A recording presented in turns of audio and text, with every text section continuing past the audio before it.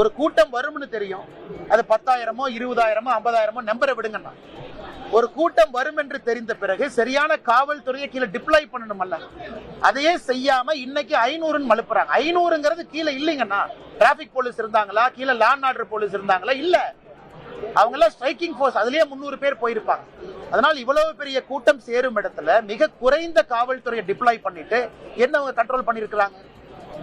மூன்றாவது, இது பெரிய இழுபறி, கிட்டத்தட்ட 4-5 நாள் இழுபறி. இந்த லேண்டுக்கு போய் பாக்குறாங்க, அங்க போய் பாக்குறாங்க. இன்னைக்கு ஒரு பொது இடத்துல காவல்துறை அனுமதி கொடுப்பதற்கு முன்பு 100 டைம் யோசிக்கணும். ஏன்னா உயர்நீதிமன்றம், உச்ச நீதிமன்றம் அவ்வளவு சொல்றாங்க.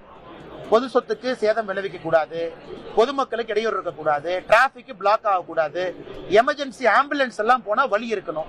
வேலுச்சாமிபுரத்துல எந்த வழி இருக்குங்கன்னா, ஒருவேளை முக்கியமான விவிஐபி நாம யார சொல்றோமோ அவங்களுக்கே உடம்புல பிரச்சனை வந்தா எந்த ஆம்புலன்ஸ் உள்ள போய் அவங்களை வெளியே கூட்டிட்டு வரும்? ஆம்புலன்ஸே போகாத ஒரு சந்து ஒரு ரோட்ல கொடுத்திருக்கிறாங்க. அதனால் மாவட்டத்தினுடைய ஆட்சித்தலைவர், மாவட்டத்தினுடைய காவல்துறை கண்காணிப்பாளர் இருவரையும் உடனடியாக பணி நீக்கம் செய்யணும். பேசிக்